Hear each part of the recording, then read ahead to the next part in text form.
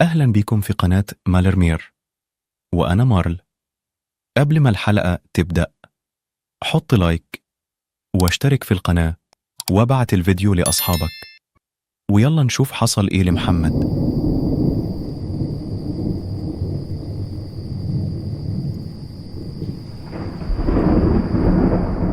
أخدت الإجازة ورجعت عشان أزور أهلي. ما شفتهمش من ساعة ما بدأت الجامعة، لأني عايش في سكن الجامعة، لكن كنا بنبعت لبعض رسائل كل يوم. كانوا متوقعيني أجي يوم الأحد، بس قدرت أرجع يوم قبلها. بعت لماما رسالة بس مرضتش.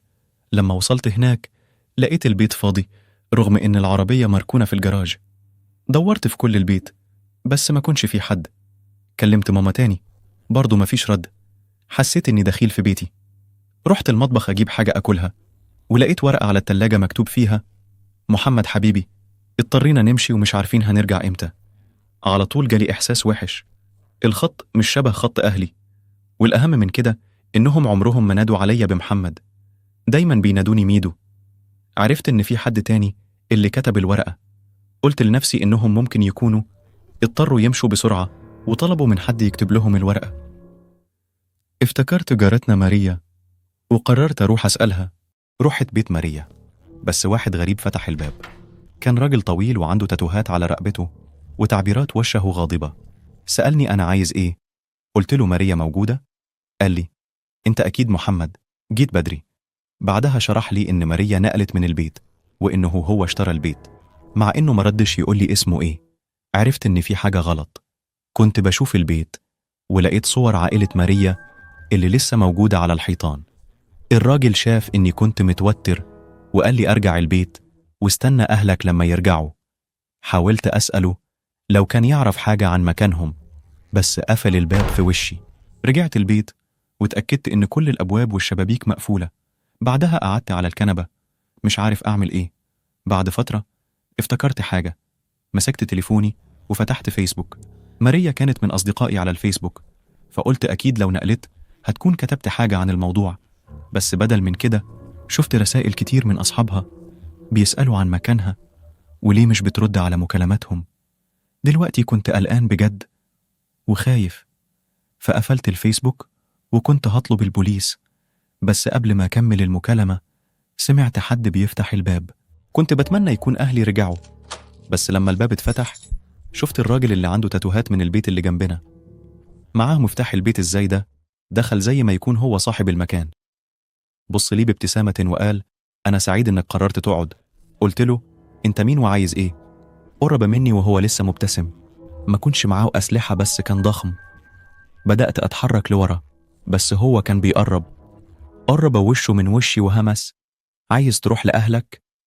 مش فاهم إيه اللي بيحصل، بس حسيت إن الراجل ده خطر. أكيد خطف أهلي زي ما خطف ماريا، لكن ليه؟ إيه خطته؟ حاولت أبقى شجاع وصرخت: لا، قولي هما فين؟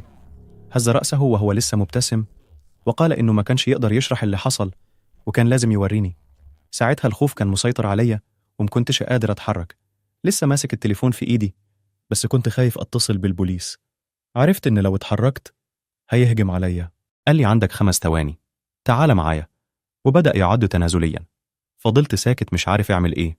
5 4 و3. لما وصل لواحد زعق وقال: فات الأوان.